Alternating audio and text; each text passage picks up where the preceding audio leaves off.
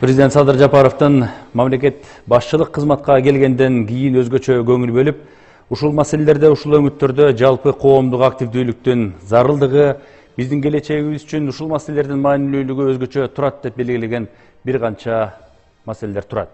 Алардын катарында биздин улут болуп бекемделишибиз, бир мамлекеттин бир эли катарында даңталышыбыз, улуттун саламаттыгы, элдин элдүүлүгү жана келечек үчүн бекем багыт алышы деген уңгуларды кармаган чакырыктар болгон. Ал чакырыктардын бардыгы жарлыктарга кирип, жарлыктар аркылуу бекемделгендигин биз белгилеп кеткибиз келет. Ошол эле адеп акылак жана адамдын, инсандын дене тарбиясы, нарк насил туурасындагы жарлыктары мына бүгүнкү күнгө чейин ошол биздин өзөк уңгубузга кайтып келүү, өзөгүбүздү таануу, улут катары бекемделүү, идеологиябызды дагы өнүктүрүү жана келечекте сакталып кала турган улуу улут катарындагы жолубузду табуу деген маселелерге барып такалып отурат. 2022 жылы сапары башталган мына ушул чакырык жарлыктардын ичинде биз канчалык кадамдарды таштай алдык, биз бүгүн кайсы натыйжаларды ишеним менен ийгиликке жеттик деп айта алабыз деген суроолорду койсок деп бүгүнкү оердодо жолугуп отурабыз. Саламатсыздарбы, урматтуу телекөрүүчүлөр? Жана бул маселелердин тегерегинде ой бөлүшүү үчүн студиябызга Кыргыз Республикасынын элекыны Тазагүл Закирова келген, коомдук ишмер Бүбайша Арстанбекова келип отурат. Республиканын президентинин кеңешчиси Чолпонбек Абыкеев ага студиябызда, ошондой эле жарандык коомдун өкүлү Канай Токтомунбетов мырза биздин студиябызда конокто келип отурат. Биз 2 жыл ирээтин арасында алгачкы кадамдарды белгилей турган болсок, албетте бул мамлекеттик масштабтагы жасала турган маселе, тиешелүү органдар өздөрүнүн сунушун бериши керек деп талкуулардын алкагында жүрдүк. Андан кийин иш пландары деген маселелерге өттүк. Ошолордун баардыгы эле бул жарлыктарды ишке ашырып кетебиз. Биз коомго анын сиңимдүүлүгүн камсыз кылалы, эл тарабынан кабыл алса керек. Эл ошону сиңирип алып, анан кийин турмуш жүзүндө бир көрсөтчө үлгүсүн деген бийик максаттардын, этаптарын баштадык эле. Мына азыр биз жалпы алганда 2 жылга чукулдаган убакта кеп кылып отурабыз. Жыйынтыктап алганда бул мезгил кандай учур болду деп айтсак, деп мүнөздөсөк ылайык келет деп суроону баштайын деп турам. Чолпонбек ага, сиз кандай деп мүнөздөйт элеңиз? Эми жана өзүңүз башында айтып өткөндөй, президентибиз биринчи жарлыгын ушул адамдын руханий адеп аклагы жана дине тарбиясы жөнүндө деген жарлыкты кол коюудан баштаган. Мындайча айтканда, ишти ушундан баштаган эле Садыр Нуркожоевич. Анан ушул жарлыктын аркасынан эле дагы 3-4 жарлык чыкты. Анан ушул жарлыкты колдогон жарлыктар чыкты. Нарк насил тууралуу, Манас эпосубузду үчүлтигин кеңири чагылдыруу жана жайылтуу тууралуу дегендей. Анан ушул руханий адеп акылак боюнча атайын иш-чарада иштелип чыккан эле. Бул мындай айтканда ачыгын айтып коюшубуз керек, бул өтө татаал маселе. Анткени биз 30 жыл бою ушул көр тирлик менен эле алектенип калып, адамдын пейили, адамдын адеп аклагы, адамдагы коомубуздагы бир багытка бет алып, мындай бир идеологияны түзүү, мындай бир коомдук калыптанган, мамлекеттик деңгээлде калыптанган көз карашты түзүп, анан ошону калыптандырып, анан ошол көз караш менен астыга жылуу деген сыяктуу иштер колго алынбай калгандыктан биздин коомдо мындай бир чачырандылык пайда болуп калганда, ар ким өз каалагандай эле иш жүргүзүп, ар ким өз каалагандай коомго пикирлерин жайылтып дегендей. Мына ушулардын кесепетинен биздин коомдо Кыргыздын нарк насилине эгейсиз зыян тие баштаган, улуттук менталитетибиздин мындай кете баштаган көп учурда жазып келгенбиз. Мына ушулардын баардыгын мындай бир кайрадан бириктирип, кайрадан биз бир багыт алдырып, анан кайрадан ушул коомдук пикирди түзүш, мындай айтканда бүгүнкү күндө моюнга алалы өтө оор болуп атат. Коомчулукта ушул тармакты ишке алып барыш оор болуп аткандыгын ачык айтышыбыз керек. Бул 2 жыл эмне берди дегенге ошо сиз айтып атпайсызбы? Баягы татаал турган жагдайды бир жолдоп кете ала турган, жөндөп кете ала турган бир нерсе таба алдыкпы дегенге. Ошол жөндөп кете ала турган жолдорунун баарын айтылганы менен бирок ошону коомдун сиңириши кыйын болуп атат. Коомдун сиңириши кыйын болуп атат.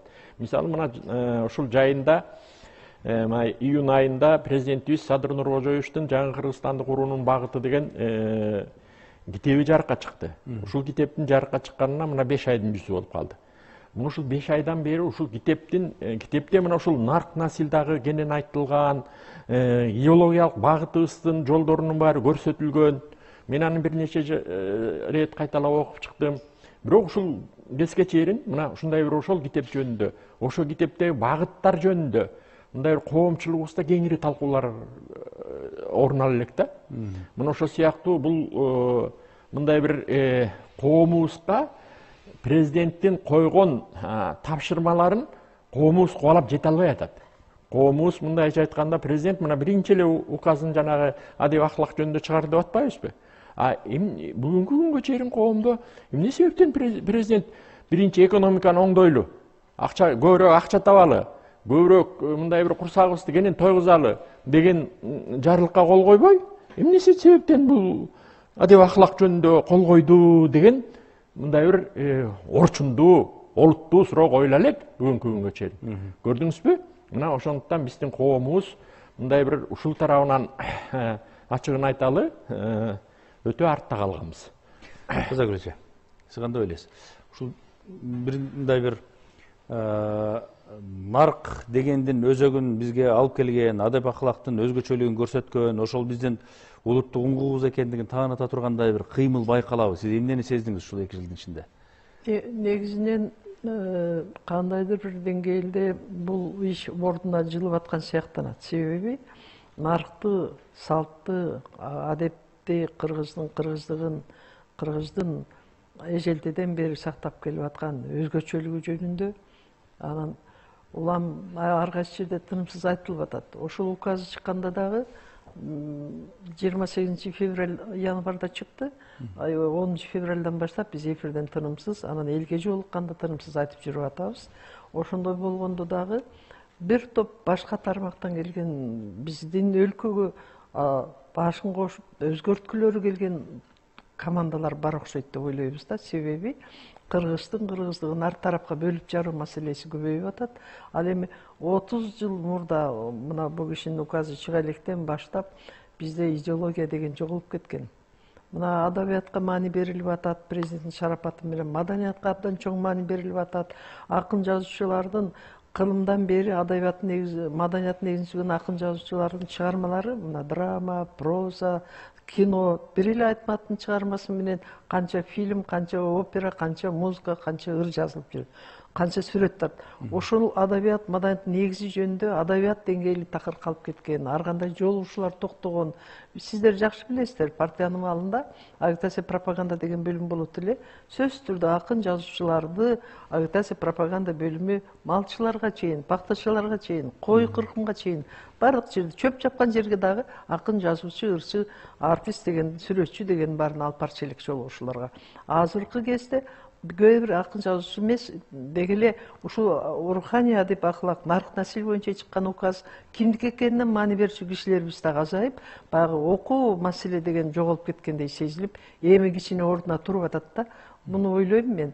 Биз тынымсыз ушу эмгектенип, президенттин ушул окуяны, ушул указды чыгарып, ушул маселеге башын сайыбыз деген бул оңой иш эмес да. Бул оңой иш эмес. Себеби 30 жылда бир төрөлгөн балабыз 30га чыгып, сакалын коюп алып басып кетчүлөр да көбөйүп кетип атпайбы? Ошол сиз жакшы билген чыгармачылык чөйрөдө ушул жарлыктын өзөгүн түшүнүү, ошого мамиле кантип атат? Ошо мамиле мына жакында эле президенттин шарапаты менен бардык региондордо, Жалал Абад, Ош областы, Көл, Нарын, Талас областарында бир топ команда болгон акын жазуучулар кыдырып келдик жолугушууларда. Элде деле бул маселеге түшүнүк, маани берүү жакшы эле экен. Эл менен байланышып атабыз, сүйлөшүп атабыз, аларга айтчу сөздөрүбүздү, аларга айтчу пикирибизди, алардын пикирлерин угуп келдик. Бир жумалап, 3 күндөп, 5 күндөп дегендей. Анан 5-10 кыргыздын элдин мыкты, таланттуу адамдары көрсө, эл менен байланышууну ушундай кылып ордуна келтирүү зарылдык экен деп ойлойм. Көшеже, сиздин пикир. Саламатсыздарбы? Тулкунбек Абыкеевич айткандай, элге, коомго сиңбей атат деп айтып атпайсызбы? Анын себептери биздин президентибиздин жарлыгы чыккандан баштап канчалаган иш-чара, канчалаган көрсөтүүлөр, мына өзүңүздөр башка талкуулар болуп атат. Коомго сиңбей атканын себеби бизде коомдо руханий ачкачылык. Ал руханий ачкачылыкты эмне менен толтурабыз деген суроо бар. Эмне менен толтурабыз? Биздин нарк насил деген эмне? Аны түшүнбөгөн биздин коомдогу жарандарыбыз бар. Биз ааламдашуу процесси дейбизби, дүйнөлөшүү дейбизби, ушул убакта жарандардын аң сезими ар кандай багытка бурулуп кеткен. Бирибиз европача ойлонобуз, бирибиз Россия, орусча ойлонобуз, дагы бирибиз мусулманча ойлонобуз, ар кандай багытта ой жүгүртөбүз. Бирок биз чындыгында кимбиз? Ошол кыргыз улутунун уңгусубуз. Мен кыргызмын. Кыргыз ким болгон? Кыргыздын нарк насили деген эмне? Нарк деген сөздүн өзү бул баалуулук дегенди билдирет. Баалуулук деген эмне? Баалуулук адамдык баалуулуктан башталат. Насил деген эмне? Ошол наркты алып жүрүүчү нарк насил деп аталат. Нарк насилди билесиңби деген сөз бар кыргызда. Ошон үчүн биздин иш-чараларда көбүнчө менин оюмча руханий ачкачылыкты толтуруу багытын издешибиз керек. Ошол руханий ачкачылыкка качан канааттанып коомчулук эл чындап ошого ишеним пайда болгондо алар башка агымдарга да көңүл бурбайт, европача да ойлонбой калат, кыргызча ойлонуп, анан кыргыздын баягы каада салтын карманып, кыргыздын нарк насилин кармалып, анан үй бүлөсүндө баланы тарбиялоодо дагы өзүнүн нарктуу тарбиясын бере баштайт деп ойлойм. Канай мырза, сиз кандай байкоо жүргүздүңүз? Бир топ маселелер боюнча сиз экөөбүз социалдык тармактан дагы талкуу жүргүзүп калабыз кез-кезден. Жаштардын өкүлү, жарандык коомдун өкүлү катарында эмнени белгилейт? Мына 2 жыл мурда кабыл алынган жарлык кайсы орунда турат, кандай жагдайда турат? Мен айтат элем, албетте мындай жарлык чыккан дегиле эл калкмарына коомдук дискурста ушундай нарк насилди кайра калыбына келтирели деген сөздөр, ушу дискурс болуп атканы албетте жакшы. Бирок ошо менен бирге эгер биз илимге таянып карасак, биз түшүнөбүз, бул ишке ашпайт. Эмнеге десек, биз билебиз, илимди коомдун, элдин негизи таануусу, эң күчтүү таануу бул турмуштук таануу. Биз телевизордон, радиодон айта беребиз, туура айтыш керекпиз, тарбия катары нарк насили тууралуу, мисалы, нарк насилде эмне дедик? Бул ошо байыркы кыргыздардын баягы коомдук болмушунан, чарба жана социалдык иш-аракеттеринен келип чыккан кандайдыр бир этикалык норматив. Эми ошону туура ачыктап, даңазалап дейбизби, ачыктап бере бериш керекпиз. Бирок элге толук бул маалымат жетпейт. Себеби адамзат деги коомдун таануусу, өзүнүн эң күчтүү таануусу бул турмуштук таануу. Биз түшүнүш керекпиз. Биз бүгүн либералдык форматта жашап атабыз. Биз бүгүн глобалдашуу дегенде турабыз. Биз бүгүн дүйнөлүк маданияттын субъекти эмеспиз, объектисибиз. Демек, дүйнөлүк маданияттын бизге кылган таасири, ушундай глобалдашуунун ичинен товар алмашуунун эсебинен келген таасир, бунун баарына жөн гана нарк насилди даңазалап коюп, ошол менен бирге туруштук бере албайбыз. Ушул нерсени белгилеп кетким келет эле. Ошол менен бирге дагы айткым келет эле, биз мына айттык, нарк насил деп атабыз, каада салт деп атабыз. Биз туура түшүнүш керекпиз да, убагында эмнеге кыргыз эл ушундай руханий баалуулуктарды жогору коюп келген, жана жогору коюп, ушул руханий баалуулукту сактай келген. Себеби өзүнүн көп убактысын байыркы кыргыздар көчмөнчүлүктө жашап атат. эгер биз нарк насилдин түпкү тамырын, маңызын изилдеп ачыктайбыз десек, анда келгиле ошол заманга кайрылабыз да байкайбыз. Көчмөнчүлүк деген эмне? Көчмөнчүлүктө жашоо каражаттарын өндүрүү жана бөлүштүрүү ыкмалары коомдун кызыкчылыгына иштелген. Жана ошол менен бирге коомдун менчиги турган ошол жашоо каражаттарын өндүрүү ыкмаларына. Эми ушунун баарын бүгүнкү күнгө алып келсек, кечиресиз, бүгүнкү күндө биздин жашоо баягы чарбалык, коомдук чарбалык форматыбыз такыр башка. Анын аты капитализм. Капитализм деген эмне? Бул индивидуалдуулук, эң башында эң биринчи максат бул киреше алуу, коомдун кызыкчылыгы, элдин кызыкчылыгы, ал экинчи маселе. Баарынын максаты акча табуу. Буну туура түшүнүш керекпиз. Ошол себептен эгер биз нарк насилди туура даңазалап, туура эл арасында таркатабыз десек, анда өтө көп маселелерди ачыкташ керек болуп калабыз. Кимдин максаты кандай, ким эмнеге басым жасат, кызыгат дегенден баштап чукулап отурсак, анда биз бул нарк насилдин дайын таппай калабыз го дейм. Анан бул жерде мындай дагы маселе болуп атат да. Чынында азыркы биздин коомдук түзүлүш, коомдук багыт, коомдук турмуш эмне болуп атат деген суроого келсек, чынында сиз айткандай жанагы илимий маңыздарына дагы таянсак болот. Экинчиси, коомдун турмушунун адатка айланган мүнөздөрүнө дагы басым жасасак болот да.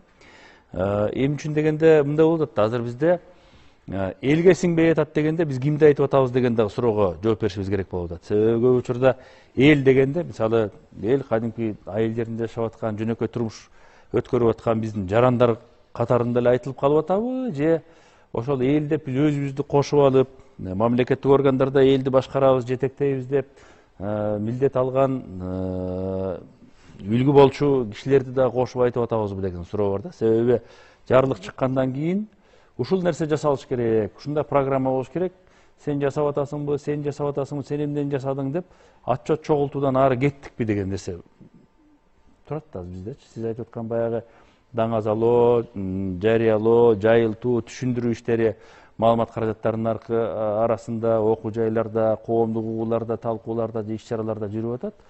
Бирок чынында оңгусунда эмне болгон жумуш бар? Чын эле ошол сиңирүү үчүн биз жолун таптыкпы? Үлгү боло турган кишилерибиз барбы? Ошол нарк, насил деген түшүнүктөрдү жалпы коомду артынан ээрчитип алып, бул деген касиети ушул, түшүнүгү ушул, даражасы ушул, баасы ушул деп айта турган кимибиз бар деген суроо турат окшойт да. Ошолтунбайбы? Мындайда улутту улут катары сактап кала турган күчтөрдүн бири ушул нарк насили да. Нарк насили, улуттун тили, наркы, ушул улутту улут кылып сактап кала алат. Анан биз мына кыргыз улуту канча бир кылымдардан бери саныбыз азайып кетсек дагы, биз улут катары сакталып келатканыбыздын башкы күчү дагы ушул биздин күчтүү наркыбызда туруп атат. Анан бекер жеринен кыргыз элинде хан бийлигинен нарк күчтүү деп айтылбайт. Анан эми илимий жактан негиздеп айтып атпайбы, тиги бүгүнкү жашоонун, турмуштун өзү, биз көчмөндөн өтүп эми отурукташкан элге айландык. Анан отурукташкан элге айланганда баягы көчмөн турмушубуздагы нарк азыр жарабай калды деген маанидечи. Эгер андай кыла турган болсок, анда бүгүнкү улуттук жүзүбүздү өзүбүз көрсөтө албай калган деңгээлге түшүп калмакпыз. Андай эмес. Кудайга шүгүр, улутубуз Союздун коммунисттик партиянын күчтүү идеологиясында дагы биз кыргыз улуту катары жүзүбүздү сактап кала алдык. Биздин ушул канча бир кылымдарды картайткан наркыбыздын күчү менен. Анан бууреки башаламан, эми 30 жылды башаламан деп коелучу. Башаламан эгемендилик келгенде чынында бул кичине кыйынчылыкка туруп калды. Себеби бул дүйнөлөшүү агымында биз Кыргызстанга башка түрлүү агымдар келип кошулуп кирип кетти. Аскар Акаевич Кыргызстан жалпыбыздын үйүбүз деп койгондон кийин эми диний агымдардан эле канча бир 300-400дөн ашык диний агым кирип кетти. Андан башка жанагы НПОлор деп коебуз, бейөкмөт уюмдар дегенден чет өлкөнүн кызыкчылыгын коргогон канча бир бейөкмөт уюмдар кирип кетти. Мындайча айтканда, биз мына ошол Аскар Акаевичтин учурунда биз демократиянын аралчасы деп койчу эле. Бул биз демократиянын аралчасы меселе, эксперименттердин аралчасына айланып калдык. Эмнени жасаса болот дегенчи. Мисалы, кандай кылып улутту жок кылып жибергенге деген жибере турган иштерди жасаса болот. Кандай кылып нарктарды өлтүргөнгө иштерди жасаса болот. Кандай кылып тилди өлтүргөнгө иштерди жасаса болот деген эксперименттик аянтчага айланып калганбыз бизчи. Мына ошону түшүнгөндөн, ушуну билгенден биздин президентибиз Садыр Нуркожоевич биринчи жарлыгын жана мен бекер берген жокмун суроончу. Эмне себептен бүгүнкү күнгө чейин биз эмне себептен президент ушул биринчи жарлыгын адамдын руханий адеп ахлагы дегенден баштады дегенгечи. Көрдүңбү? Биз ошондон чыгып кетишибиз керек деген астыга коюп, анан ошону ишти ошондон баштап отурат. Бирок ошол эмалда Канай мырза белгилеп атпайбы? Биз ошол чакырыктын, ушул максаттын ордун табышыбыз керек деген. Азыркы системада ордун таап. Мен баратам да ошогочу. Мен баратам да. Анан мындай айтканда, биз баягы айтайын деген оюм бузулуп кетти да. Биз баягы канча жылдан бери мындай бир маани бербей калган улут канткенде сакталып калабыз. Канткенде тилибизди сактап калабыз. Канткенде биз кайра улут экенибизди көрсөтө алабыз деген суроолорду берүүнүн жолун көрсөтүп берди. Мына бүгүнкү күндө ошонун үстүндө иштер жүрүп атат. Мен айтар элем, бизде экономикалык кризис менен бирге эле руханий кризис дагы өтө тереңге батып кеткен да. Анан мына экономикалык кризистен оңой эле чыгат экенбиз. Мына 3 жылдын ичинде биз экономикалык кризистен чыга турган жолго түшүп алдык. Эми 4 жыл, 5 жылдан кийин Кудай буйрса, мына 26-жылы президентибиз айтты, биз астыңкы 30 мамлекеттин катарына кошулабыз депчи. Мынакей дагы 2-3 жылдан кийин биз экономикалык кризистен толук чыгып кеткен деңгээлге жетебиз. Бирок руханий кризистен чыгышыбыз кыйын болот. Себеби руханий кризистен чыгыш үчүн мына бүгүнкү детсаддагы бала бакчадагы балдардан баштап жогорку окуу жайын окуган балдарга чейин окуш керек. Алар ошондан өтүш керек болот. Ошондуктан бул иш өтө чоң, кеңири түрдө жүргүзүлө турган. Мындайча айтканда, бул эми бул Кыргыздын нарк салтал көчмөндөргө тиешелүү бүгүнкү күндө аны колдонбой эле коюшубуз керек дегенде болбой калат. Биз байыртадан келаткан, ата бабабыздан келаткан нарк салтыбызды кадимкидей эле колдонушубуз керек. Мен Түштүк Кореяны бүгүнкү күнгө деңгээлге жеткирген президентинин китебин кайта окуп чыкканымда анын айткан жакшы сөзү бар. Биз дейт учурунда батышты туураганга аракет кылыптырбыз дейт. Анан кийин дейт япондорду туураганга аракет кылыптырбыз дейт. Анан кийин ушундай эле кайсы мамлекет өнүксө эле дейт, ошону туураганга аракет кыла бериптирбиз дейт. А көрсө биздин өсүп өнүгүү жолубузду 2000 жыл мурда эле биздин ата бабалар калтырып кеткен экен дейт. Биз кайра ошол жолду тапкандан баштап өсүп өнүгө баштадык дейт. Мына бүгүнкү күндө дагы Садыр Нуркожоевич дагы жана өзүнүн жаңы Кыргызстанды куруунун багыттары деген китебинде ушуну айтып атат. Ушул багытты көрсөтүп атат. Тилекке каршы бүгүнкү күнгө чейин ушул телевидениядан маселен сиздерде ошол китеп жөнүндө талкуу боло элек. Бул жагын ойлонушубуз керек. Алмаз мырза абдан жакшы суроо берип атасыз да. Бул нарктуулук боюнча ошол жарлыктан кийин ким бизге үлгү боло алат деген суроону берип атасыз да. Мен ошого токтоп кетейин деп атам. Үлгү болуш үчүн биздин кыргыздын салтында, наркында аксакал деген болгон, кемеңгер деген болгон, акылман деген болгон. Бул статустарды биз төмөндөн өйдөгө карата жатка билген киши жок. Биринчиден. Экинчиден, ушул азыркы президентибиздин жарлыгында каралып, талкуу болуп аткан мезгилде дагы бул жерде эмне үчүн элге сиңбейт коомго? Ата орду деген бар, эне орду деген бар. Башаламан заман 30 жыл башаламандыкта жүрдүк деп атпайбызбы? Ал эми чындыгында ар бир үй бүлөдө ар ким өз ордун билбегенде башаламандык үй бүлөдөн башталат. Анан коомго чыгып алышып, саясий бир аренада чоң бир жанагы митингдерди, бийлик талашууну кесип кылып алып, революционермин дегендер пайда болуп, ушундай коомдо жашап келдик да буга чейин. Ал эми азыркы мезгилде президентибиздин бизге койгон, алдыбызга койгон жарлыгы муну талкуулап, элге сиңирип, өзүңөргө ар бириңер алып үлгүлүү болгула деп атат ар бир жаран, ар бир инсан. А бирок ошондой үлгүнү сиз айтып атасыз, суроо берип атасыз, айылдагы эле карапайым адамдардан деп ойлоп атасыздарбы, же мамлекеттик кызматкерлерге чейинби деген суроо болуп атат. Мен ачык эле айтар элем, мамлекеттик кызматкерлердин мезгили келди үлгү болууга. Ошол нарк насилди талкууда, ошонун жыйынтыгында концепциянын иштеп чыкканын жатка билүү керек ар бир мамлекеттик кызматкер биринчиден. Экинчиден алар бизге үлгү болуп бериш керек. Ал эми чыгармачыл чөйрөдө биз өзүбүздүн колубуздан келген кызматыбызды кылып атабыз, чыгармаларды жазып атабыз, ошол эле салттуу чыгармаларды жазып атабыз, таркатып атабыз, аракетибиз бар. Ал эми коомдук активисттер дагы өзүнчө бир топ болуп алып талкуу кылып аракет кылып атышат. А чындыгында ошонун баягы биздин салттуулукта акылмандуулуктун, кемеңгер, даанышмандын, уурдун тапкан, үлгү боло турган киши азырынча жок.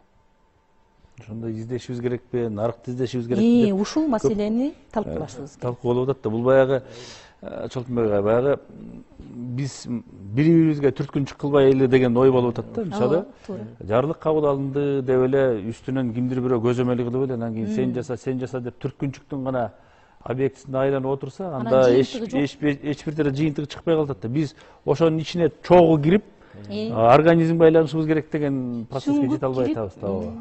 Жо, мен жана кичине кошуп коеюнчу, Бешанын сөзүнө, Беша туура айтып атат мындайда. Жана мен бекер жеринен айтып кеткен жокмун. Кыргызстан мындай бир демократиянын аралчасы эмес эле, эксперимент жүргүзүүнүн аралчасына айланып калган депчи. Өзүңүздөр билесиздер, америкалык белгилүү идеологдун бир калтырып кеткен нускасынын аркасынан СССР деген империя кыйрап калгандыгын, ал кандай кыйрагандыгын билесиздер. Ошонун башкы көрсөтмөсү ушул коомдо дейт, мындай үлгү тута турган адамдардын баарын жок кылууга деген да. Үлгү тутар эч ким болбосун дейт. Буларда баалуулуктардын баарын талкалап жоготкула дейт. Баалуулук болбосун дейт. Булардын бир сыймыктана турган нерсесинин баарын талкалап жок кылууга дейт. Сыймыктана турган нерсеси болбосун дейт. Ошонун жолуна түшүп алып бизде өткөндө бир жаш жигитибиз, эми атын атабай эле коеюн, Чыңгыз Айтматов жөнүндө жаман нерселердин баарын жазып атат. Чыңгыздын ким болуп калыптыр депчи. Көрдүңбү? Ошол жанагы айтылган баалуулуктарды, мына үлгү тутар адамды, сыймыктанар адамдардын баарын талкалоо бүгүнкү күнгө чейин уланып атпайбы? Көрдүңбү? Мына ушуга каршы турушубуз керек биз. Анан бүгүнкү күндө мына ошол үлгү тутар адам жок деп мына айтып атабыз. А биз кандай чоңойдук эле? Биз чоңойгонубузда мына Түгөлбай Сыдыкбеков кандай залкар адам деп чоңойгонбуз. Алтыкомаев кандай залкар адам деп чоңойгонбуз. Ошол эле Алыкул Осмонов, ошол эле Мидин Албаев. А эгерде алардын жаман жактарын айта бере турган болсок, анда окуй, бул таза эле биз даже учурашпай турган адамдар турбайбы деп калмакпыз. Жок, бизге антирген жок да. Учурунда Түгөлбай Сыдыкбеков деген улуу жазуучу ушундай асыл адам деп көрүп, анан ошондой болсо, адам деген ушундай болсо деп, сүрөтчүлөрүбүз кооператив, неде бир керемет деп ушундай чоңойгонбуз. А бүгүнкү күндө бир жакшыраак адам дегенди уксаң эле, эртеси күнү ошону жабылып жамандап киришет. Тепкиге алып элечи. Эрте мына эжебиз канча ырларды жазып келатат, канча бир Кыргызстанга эмгеги сиңди. Эжени эртең мен мактап бир неме кылып коеюнчу. Бүрүсү күнү баары жабылып, эжени жерден алып көргө, көрдөн алып жерге ура баштайт. Эми ушундай нерсени бизге сунуш кылып берип койбодубу? Көрдүңбү биздин тышкы душмандарыбыз? Руханий ачкачылыктан болуп атат. Ошону бизге сунуш кылып, үйрөтүп салды. Ушундай кылгыла. Мындайча айтканда, баалуу эч нерсе болбош керек силерде дегенди үйрөтүп коюшту 30 жылдачы. Биз ошону жок кылышыбыз керек. Ошондон арылышыбыз керек. Ээн ооздукка жол берип койду. Ээн ооз болуп кетишти бардыгычы. Уруксат бересиңер анда ушу азыркы сиз айтып аткан 30 жыл ичинде ушундай пастап калдык деп атпайсыңарбы? Ооба, бирок анын маселеси бул илимди тебелегендиктен. Биз илимди унутуп калдык 30 жыл бою. Ошол себептен бүгүн блогер менен илим поздабыз экөөнүн сөзү тең ата. Жаштардын медиасын карасаңыз, бирөөсү визуализация дейт, позитивизм дейт, ой анан бир укмуш бирдемкелерди айтат, анын баары илим катары. Илимди сүйлөгөн адамды укчу киши жок. Илимий критерий дегенди билбей калдык. Илимий платформага туруп баарыбыз чогулуп келгиле илимдин алкагында бир маселени ачыктайбыз деген сөзүбүз жок. Баарыбыз эле менимче, анан тигиниче, анан бул айтты эле. Бунун баары эмнеден? Ошол эле бири-бирибизди жамандап, бири-бирибизди укпаганыбыз. Бунун баары баягы илимий маданияттын өлгөндүктөн. Себеби ойлонуунун маданиятын тейлеп салганбыз. Туура. Бирден бир таасир этүүчү фактор Эми болуп туура Таза Гүлжа. Негизи мына Жолбунбек Абыкеев аябай жакшы айтып атат, жанагы ар түрдүү секталар толуп кетти деп. Мен ошонун башынан ар кандай тармак кирип алды бизге деп атпаймынбы? 30 жыл дегенде 30 жылдын ичинде биз партиянын малында бир тармактуу моралдык болуп жүрүп, салтыбызды жоготкон эмес экенбиз. Анан ээн эркин демократия дегенден кийин ар жака түшүп кетиптирбиз да. Анан ошону калыбына келтирүү бул бир күндүк иш эмес, бир жылдык иш эмес, 2 жылдык иш эмес бул. Буга абдан көп чыныгы эмгектенүү керек, тынымсыз. Мен ошон үчүн Садыр Нуркожоевичтин жанагы чыгарган жарыясын абдан тынымсыз бир жылда аз эле дегенде 17 эле телевидение менен бир 25-30 жолугушууларды өткөрдүм мен түштүк региондо. Бул эл менен сүйлөшүп отурсаңыз, аксакалдар, мисалы Кыргызда атам айтат эле, уядан эмне көрсөң учканда ошону аласың деп. Уяда үй бүлөдө тарбия жок болуп атат. Үй бүлөдө. Мисалы үчүн бир күн бир баланын тынымсыз үйүндө 7 баласы бар экен, дөңкүлөтүп 2,5-га чейин жүрүп, үйүн плесип ототуп атат. Анан мен чалып сурадым, эмне болуп атасыңар десем, апам келди эле, апамга дагы неберелери жакпай атат дейт. Мына түшүнүктү кара. 7 бала, аян эмне келди эле апаң десем, апам ооруп атып келди эле. Ооруп аткан апасына небереси жаман көрүнөбү? Тынчтык керек болуп атат ал байкушка. Ушунчалык аң сезим 30 жылда өзгөрүп кеткенде бизге абдан кыйынчылык. Айтам, 30га чыгып калган ошо 30 жылда төрөлгөн балдарыбыз бүгүнкү күндө түзүгүрөөк тарбия айтсак түшүнгүсү келбейт. Башка ойлордо, башка тармакта, башка жана профилдерди ээрчип, анан кийин оолугуп, абдан кыйынбыз деп жүрүп аткан заманда мен Садыр Нуркожоевичке жазган бир ырым бар эле, Ажонун ак жүрөгү деген. О 21-жылы ошол указ биринчи чыкканда жазып койдум эле, окубай жүрүп бүгүн бир эфирден атайын окуп берейинчи. Ажонун ак жүрөгү. Адамдын айкөлдүгү кызматынан, жерине башын сайган, кымбат улан, калкым деп түн уйкусун кечсе дагы, тынымсыз эл камын жейт урматынан. Кыраан уул кылымда бир туулуп өсөт, Манастай эр табылды Курманбектей, канатын жайып коргойт ыйык жерин, Садырдай мекенчил жан белин чечпей. Кыргыздын кымбат уулу падышасы изилдеп кумун, чөлүн, дарыясын, өлкөнүн нарк насили руханий өссүн деп чыгарууда жарыясын. Рахмат. Көрдүңүзбү? Ушундай бир адам мына келип биринчи эле келгенде, мына Жолбунбек Абыкеевич айтып атпайбы? Биринчи эле келгенде адеп акылак руханий нарк насил деген указ чыгарып атат. Ал элдин баарын алып, эмнеге бу нарк насил дейт деп кыжалат болгон кишилерибиз да көп болду. Бирок биздин ар бир коомдун курагы, ар бир коомдун чөйрөсү, айылыбыз барбы, шаарыбыз барбы, бизде баягы нарк, кадимки үй бүлөдөн башталган наркты колдоо керек. Айыл өкмөттөрүбүз, шаардын чоңдору, айылдын чоңдору дегенге карабай, ошол салтты билген адамдарды дагы карашыбыз керек болуп атат. Жолбунбек ага, биз ушул маселеге келгенде мындай чаржайыттыкка көп учурда жол берип коюп атат окшойбуз да. Айтканыбызда бул эмне дегенде эле эфирлерди уюштурабыз, биз нарктуу болушубуз керек, адептүү болушубуз керек, дене тарбияны тиги күчтөйлү, адептүү бололу деп айтып эле атабыз, бирок ошону эмнеден башташыбыз керек, мунун өзөгү каякта? Канткенде биз коомго таасир этебиз, канткенде сиңимдүү кылабыз деген изилдебей эле концептуалдык мамиле жок эле. Биз кеттик эле кеттик, отчет эртең берип калышыбыз мүмкүн деп эле жыйындар болсо деле айтып коюп, жасалма докладдарды окуп коюп, ошону менен гана чектелгенден өтө албай атабыз да. Негизин алгандачы. Изилдөө болдубу 2 жылдын ичинде бир, мына мисалы жаштардын өкүлдөрү, илимдин өкүлдөрү, коомдун өкүлдөрү болуп бир жолун издедик. Илим туура айтты, жана илимий жагынан биз илимди такыр унутуп калдык депчи. Анан мунун эң ушундай өзөгү, мындай айтканда баягы жакшыга жаман сөзү менен тең болот деген жол берип койдук да биз. Анткени бүгүнкү күндө кайсы гана тармакты карабагын интеллектуалдар ошол астыңкы орунда эмес. Интеллектуалдар коомдук процесстердин көбүнө катышпайт.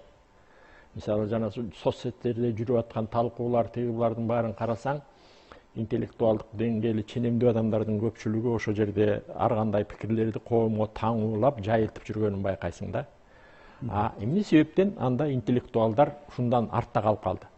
Себеби биз мына ушул артта эмес, сыртта. Эң сыртта калып калды. Эң башкысы мына мен өзүм ааламда 15 жыл редактор болуп, баягы биринчи эркин газетти жараткан адаммын.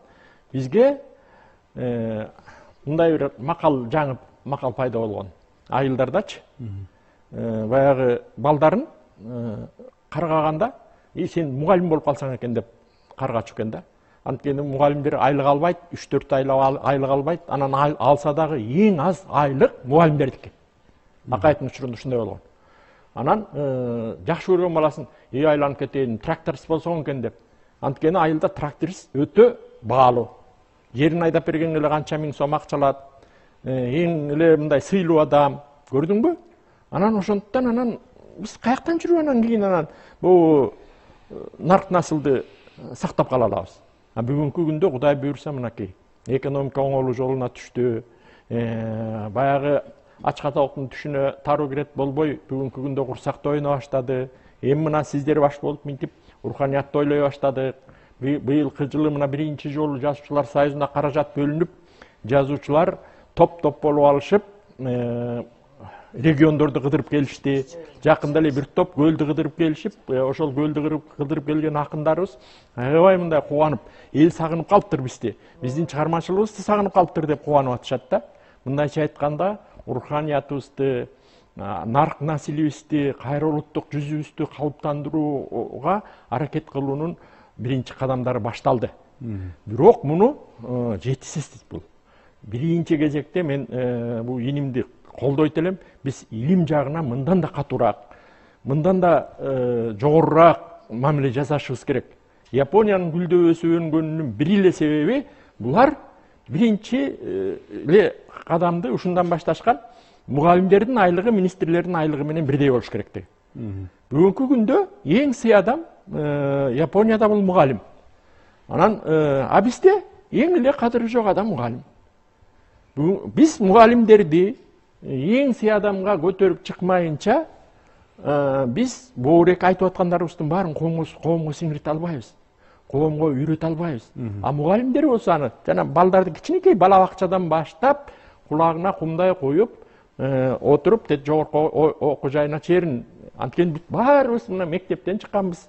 Андан кийин жогорку окуу жайын окуганбыз. Биз ошол жактан үйрөндүк бул илим билимдин баарын. Ошондуктан биз уңгусу ошол жерде болуш керек деген нерсе болот. Өзү ошол жакта жатат. Таруу ошол жакта жатат. Андай эмес. Чалып коебу? Менин оюм андай эмес. Мугалимдерди ар түрлүү контракт менен дипломду сатып алгандар бар. Ошол биздин адеп, ахлак, нарк населди түшүнгөн мугалим бар, түшүнбөгөн мугалим бар. Менин сунушум мындай, сиз айткан суроого. Мындан ары кантип биз элге жеткиребиз? Же болбосо айтылган боюнча жыйынтыксыз калабы деген маанинде айтып атасыз да. Бул элге жеткирүүнүн эң биринчи жолу мамлекеттик ишканалардан баштап айыл өкмөтүнө чейин талкуу болуш керек жок дегенде 1 саат, 2 сааттан.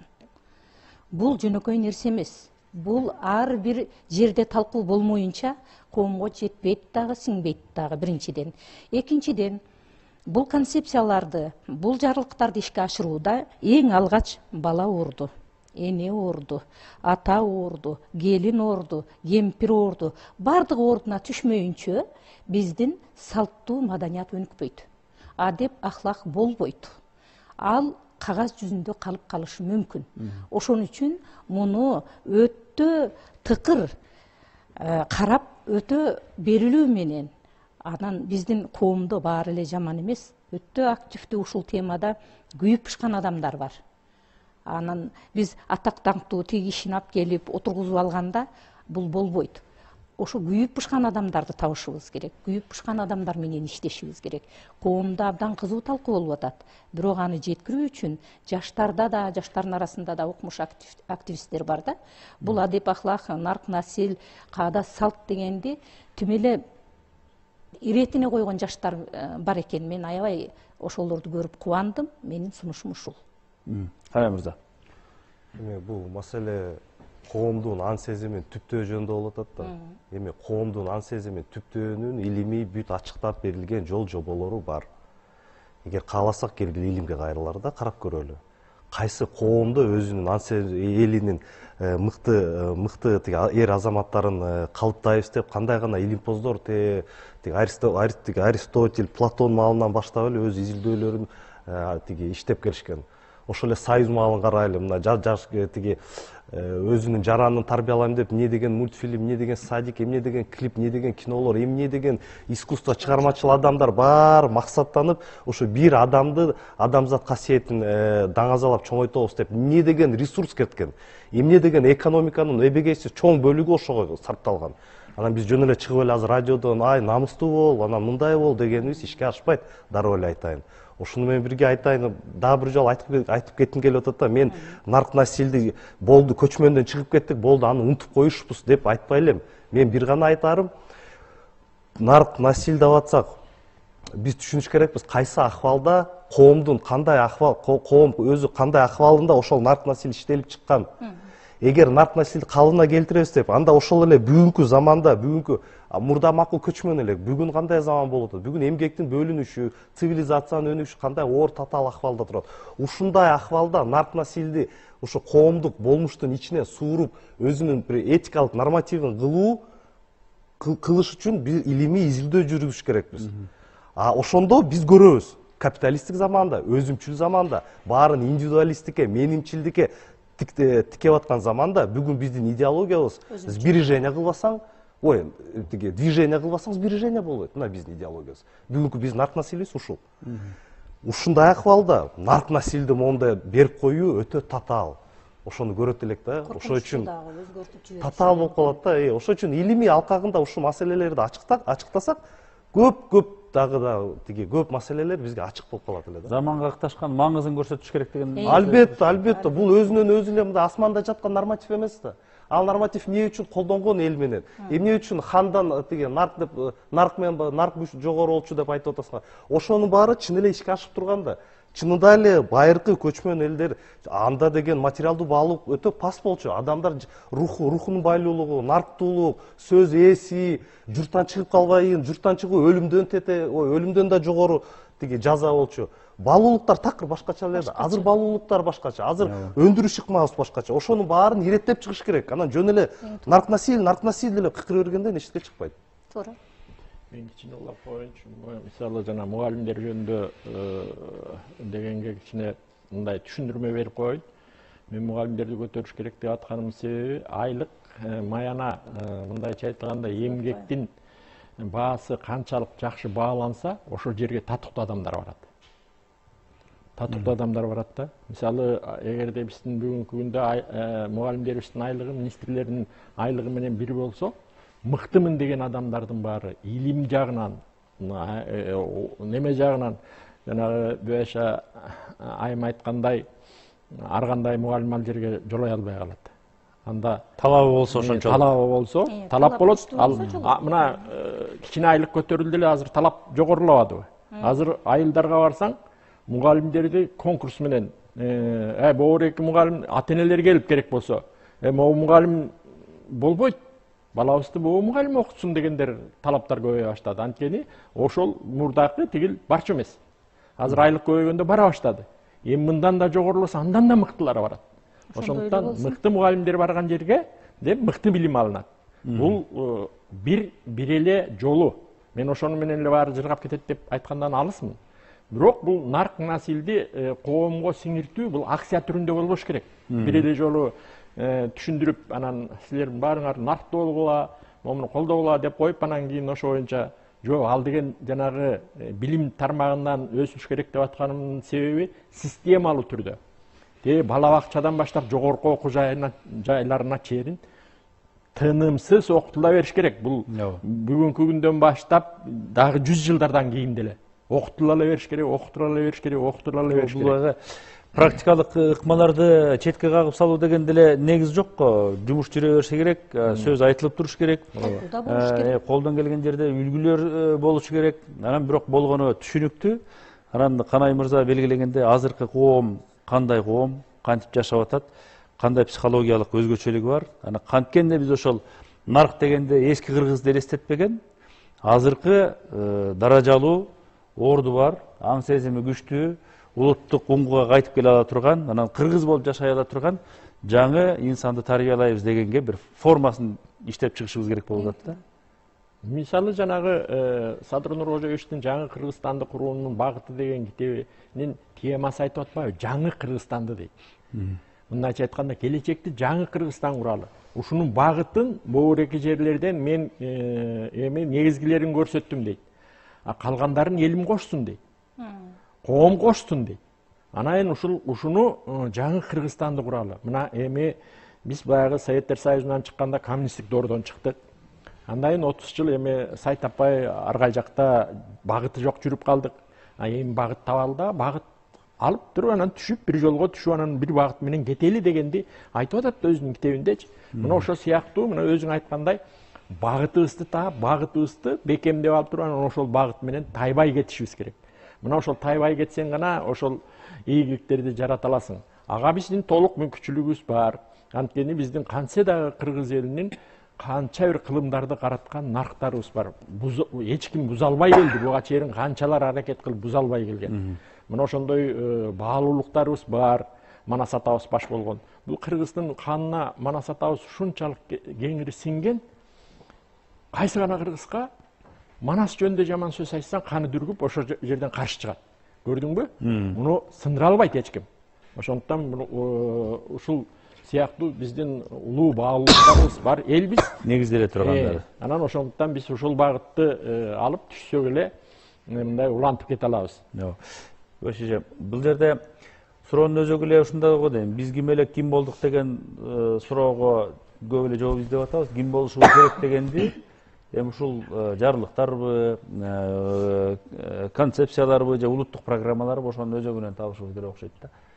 Биз ким элек дегенибизге дагы чар жай жооп берип жүрөбүз, мисалы. Азыр биз кимбиз дегенге дагы талкуубуз ар тараптуу. Ким болушубуз керек дегенге мен айтсам, мен дароо эле айтам. Албетте жакшы, биз эми түшүнүш керекпиз да. Биз килеген баягы глобалдашуу, ааламдашуу эмес, глобалдашуу процессинде турабыз да азыр, Биз кенедей мамлекетпиз. Биз түшүнүш керекпиз. Неоколониализм бүттү, колониализм доору аяктады, ооба, бирок неоколониализм уламчы жатат. Мындайча айтканда биз кенедей мамлекет өз материалдык жана руханий баалуулуктардын кайра жаратуучусу эмеспиз бүгүнкү күндө. Эмне гана албаңыз көчөдөгү, аны биз өзүбүз жараткан эмеспиз. Бул да чоң маанилүү роль ойнойт. Себеби биз өзүбүзгө жашоо каражаттарын өзүбүз өндүрө албасак, демек биз башка ошо өндүрүп жаткан чоң бир мамлекеттин алкагында баратабыз деген сөз. Ооба, тиги юридикалык турда биз эгемендүүбүз. Бирок иш жүзүндө баягы чоң дүйнө капиталисттик саясатта карап келгенде биздин эгемендүүлүгүбүз өтө аз. Мындай акыбалда өзүбүздүн саясатыбызды жүргүзүү өтө татаал. Себеби биз өзүбүздө өтө чоң экономикалык проблемалар жатат. Эми чынында эле өзүбүздүн саясатыбызды жүргүзөбүз, мына мондай нарк насилди кылабыз, мына мондай тарбия беребиз, жана башка десек, анда биринчиден экономикалык эгемендүүлүккө келиш керекпиз. Экономикалык, чарбалык маселелерди чечиш керекпиз. Ошондо гана чын эле өзүбүз айтканыбыздай, өзүбүз каалаганындай жашоо сүрө алабыз бул дүйнөдө. Эми мына бир жерге кетели деген сөздү ишенимдүү айтабыз дейсизби? Ким элек, ким болдук деген суроо мындай да. Биз кыргыз эле болгонбуз. Кыргыз болуп эле жүрөбүз. Бирок ушунчалык кыргыз калкы эркиндикти сүйгөн калк экен. Эгемендүүлүктүн доорунда дүйнөнүн бурчунда жашап, дүйнөдөн тажрыйба алдык. Бирок ошол эле дүйнөнү кыдырып жүрүп, биз ошолордун жолун жолдоп кете албадык. Кыргыз эле боюнча калдык. ошол эле балдарыбыз Америкадагы, ошол эле балдарыбыз Европадагы миграцияда 30 жылдан бери жүргөндөр бар. Бирок ошолордун баардыгы кайрадан кыргыз болуп атпайбы? Азыр муктаждык бизде бар. Кандай муктаждык? Биз кыргыз болгонбуз, кантип кыргыз бойдон калабыз? Кыргыздын кандай каада салттары бар? Биз билбеген катылган кандай сырлары бар? Кандай кырлары бар? Манас ата эле дейбиз, Манасты угуп атабыз. Манасты сүңгүп, кээ бирөөлөр ушунчалык сүйүп, окуп, жаштар дагы азыр окуй баштады. Бирок ошону менен эле биз руханий азык ала алабызбы? Биз кыргыз болуп кала алабызбы? Же дагы башка бир кандайдыр бир бизге таасир эте турган программалар мамлекеттик деңгээлде кандайдыр бир жолдору барбы деп ар бир кыргыздын жараны изденүүдө азыр. Анан Садыр Нуркожоевдун жарлыгы мен ойлойм өз убагында болду. Себеби муктаждык элдин талабы ошол болчу да. Кыргызбыз, кыргыз боюнча калабыз. Жерде калтырабыз. Негизи мына мектептер жөнүндө сөз болуп атпайбы? Мен айтып атам, уядан эмне көрсөң да үй билең. Анан балдарды азыр тегин сурап, тегин кандай деп сураган окутушат экен да. Кичинекей 4 класстын баласынын кызыкканы келип, анын атасы айтат: "Бул китептен сизден окуп алып, анан балам айтып бердим, жакшы болгон турбайбы?" деп. Бул тек деген сөз, бул кыргыздын теги, наркы, насили каякта, кайдан келген, ким экендигин билүү керек. Анан Манас деген деле Манас жөн сөз эмес. Дүйнөдө биздей Манас айтып миллион сап тарых, миллион сап салт, миллион сап адат, миллион сап согуш, жеңиш бардыгын айткан Манас эч кайсы элде жок. Биз ушундай бир гений улутпуз, а бирок азыр ушу кандайдыр бир деңгээлде майдаланып атабыз. Буйруса, бунун баары калыбына келет деп ойлойм. Себеби бул касиет жараткандын дагы түз байланыштары бар эл. Ыйык жердебиз, баардык ар бир кум ташыбыздагы ыйык. А ошонун баарына өзүбүздүн жерге, өзүбүздүн элге, өзүбүздүн тарыхка, өзүбүздүн тегибизге, өзүбүздүн салтыбызга маани бериш үчүн ар бир ата эне дагы ошого тарбияланыш керек деген маселе болуп атат да. Балдарды окутат эң туура. Бирок балдардын үйдө да бир түз тарбиясы болуш керек. Ошону мен каалайм элге. Рахмат. Ырайчылык билдирем, биздин убактыбыз ушу менен чектелди окшойт. Урматтуу телекөрүүчүлөр, бүгүн биз мындан 2 жылга чукул мурда кабыл алынган мамлекет башчысы тарабынан адеп ахлак маселеси, улуттук саламаттык маселеси, улуттук нарк насилди күчтөө, аны өнүктүрүү, ошону менен жалпы эле улуттук уңгуга кайтып келип, кыргыз болуп сакталуунун, кыргыздын бүгүнкү образы кандай, келечеги кандай деген суроого жооп берели деген өңүттөгү олуттуу чакырыктар бүгүн кантип атат? Ошонун негизинде кабыл алынган жарлыктар эмнени берди 2 жылдан кийин деген суроолорго жооп берүүгө аракет кылдык. Албетте жасалып башталган жумуштар көп, бирок жасалышы керек болгон жумуштар андан көп экендиги дагы көрүнүп турат. Албетте бул жумуштар бүгүн эртеңки күндүн маселеси эмес, бул келечектин гана маселеси болуш керек. Андыктан бүгүн пайдубалын бекемдөөнүн маселеси өтө курч тургандыгын байкап турабыз. Саламат болуңуздар.